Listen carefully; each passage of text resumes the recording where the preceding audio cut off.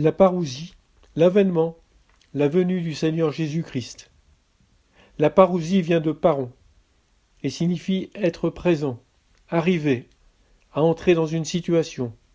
Au sens propre, ça signifie la venue, spécialement l'arrivée du propriétaire, qui peut lui seul résoudre une situation. La parousie est un terme technique avec référence à la visite d'un roi ou de quelqu'un d'autre d'officiel, c'est-à-dire une visite royale. Par conséquent, dans le Nouveau Testament, c'est spécifiquement la venue ou la parousie de Christ.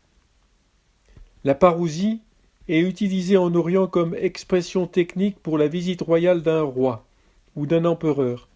Le mot signifie littéralement être à côté, donc la présence personnelle du Seigneur. Dixième exemple. Allons dans la première épître aux Thessaloniciens chapitre 2, du verset 18 au verset 20. Aussi voulions-nous aller vers vous, du moins moi, Paul, une et même 2 fois. Mais Satan nous en a empêchés, qui est en effet notre espérance ou notre joie ou notre couronne de gloire, n'est-ce pas vous aussi devant notre Seigneur Jésus-Christ, lors de son avènement? Oui, vous êtes notre gloire et notre joie.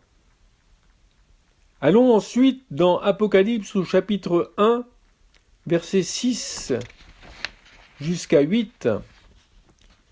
Et qui a fait de nous un royaume des sacrificateurs pour Dieu, son Père, à lui soit la gloire et la puissance au siècle des siècles. Amen. Voici, il vient avec les nuées, et tout œil le verra, même ceux qui l'ont percé, et toutes les tribus de la terre se lamenteront à cause de lui. Oui, Amen. Je suis l'alpha et l'oméga, dit le Seigneur Dieu, celui qui est, qui était et qui vient, le Tout-Puissant. Ceux qui ont rejeté le Seigneur Jésus-Christ se lamenteront de ne pas l'avoir accepté comme Sauveur et Seigneur. Ils n'ont pas cru que Jésus est ressuscité et qu'il reviendra de la même façon qu'il est parti sur les nuées. C'est Jésus qui nous a délivrés de nos péchés par son sacrifice à la croix.